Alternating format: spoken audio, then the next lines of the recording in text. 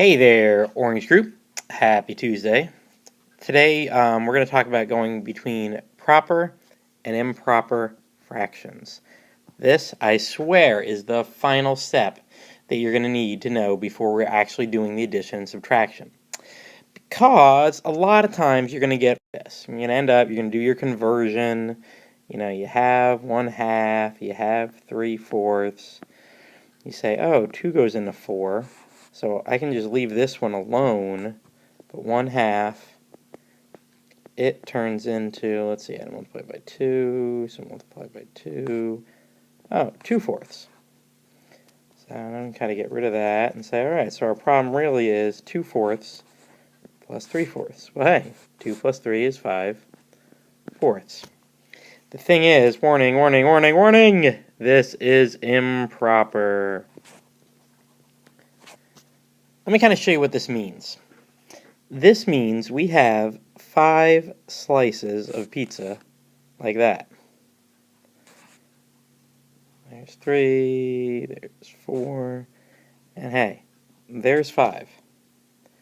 Kind of squish these all together here, do some magic, and you've got that plus 1 extra piece. That's 5/4. Well, hey, look at this. That means that's 1 whole. And what's this little piece? 1/4. Okay, but how can we get that 1 1/4 without drawing a picture? Because, you know what, we're going to have stuff like 7/3. And third kind of looks like that, and then there's another one. Oops, I didn't really do this very well. There's one, there's one, there's one, and here you go. So that's 1, 2, 3, 4, 5, 6, 7. 7/3. Well, I count 2 holes there, and I count 1/3. Again, we did it with a picture, but how can we do it with math, just like the skills that we know now?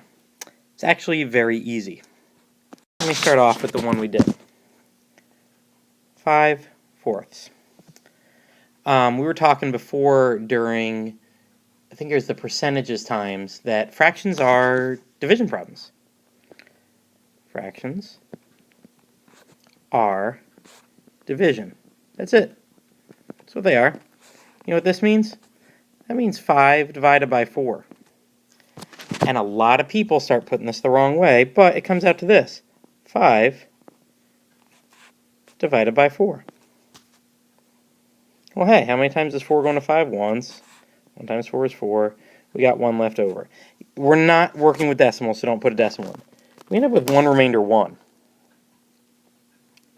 What this means is we have 1 whole, and this remainder of 1, we have 1 something.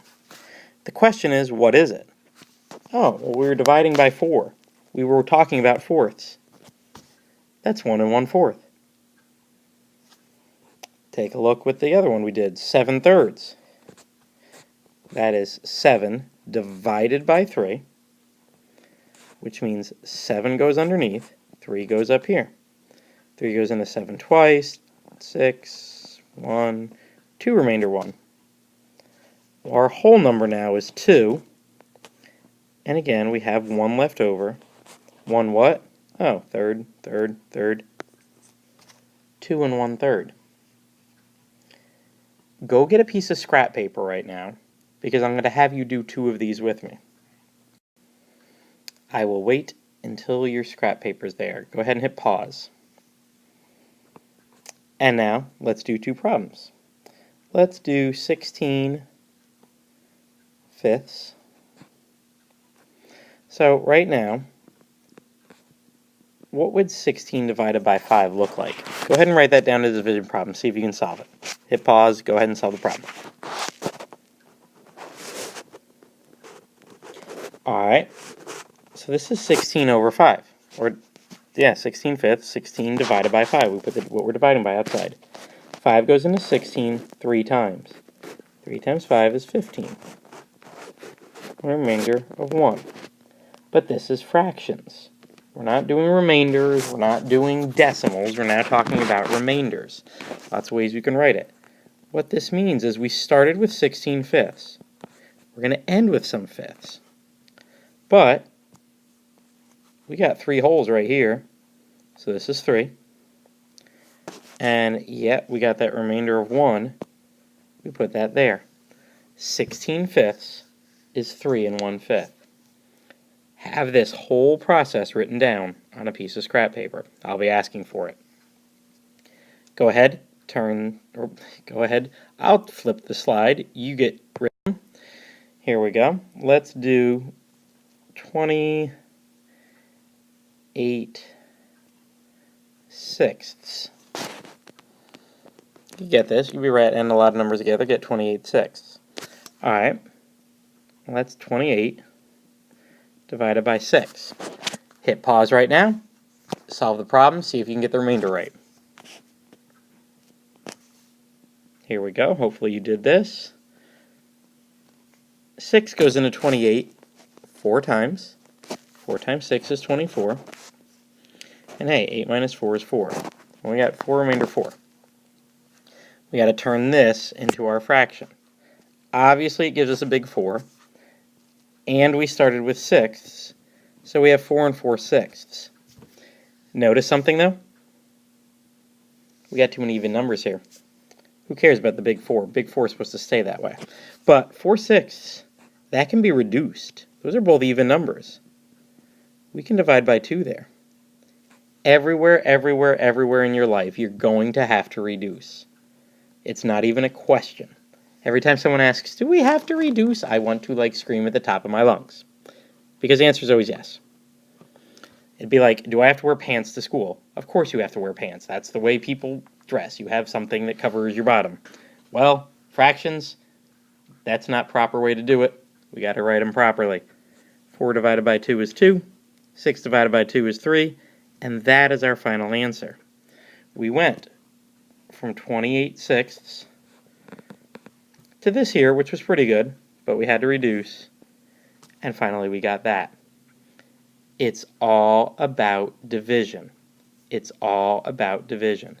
To get from improper to proper, you have to divide. That's only half the story today, though. We went the other way.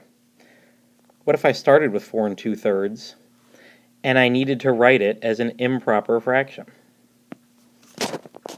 We're not going to really use this a lot with addition and subtraction, but we definitely will for multiplication and division. And since we just talked about one, let's talk about the other right now. All right, going the other direction.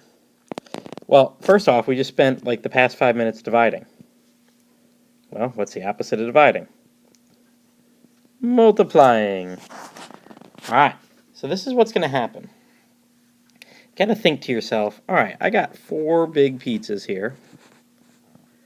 And then I got 2/3 of a pizza. Well, I want to know how many thirds that is. I want to split them all up into thirds. And again, we could just draw a picture and count 1, 2, 3, 4, 5, 6, 7, 8, 9, 10, 11, 12, 13, 14. Hey, guess what? 14 thirds. And we're done.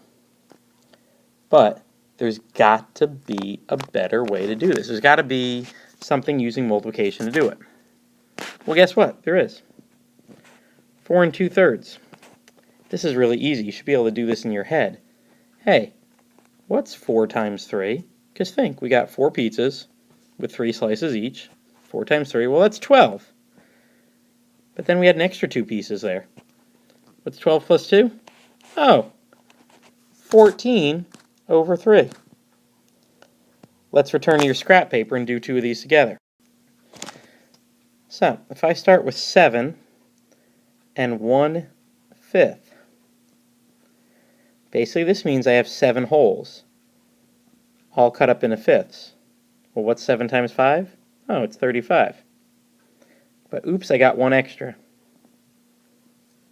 And we leave the fifths alone, and hey, 36 fifths.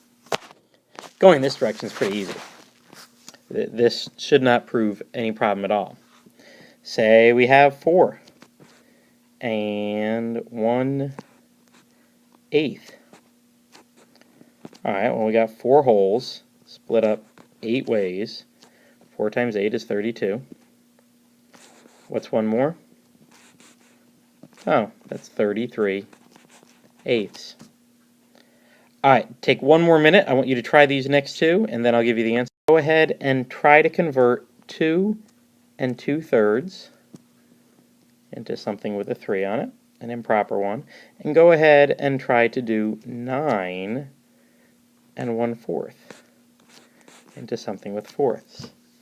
And I'll sing the Jeopardy music here. Do do do do do do do do do. You feel free to just pause this. Alright, let's check your answer. Did you do 2 times 3 is 6? And add 2 more to get 8? Did you do 9 times 4 is 36? And add 1 more to get 37? Hopefully you did. Alright, right now, Orange Group, you have an IXL to do. It has both ways. It has turning the mixed numbers into improper, and it has improper into mixed. Good luck.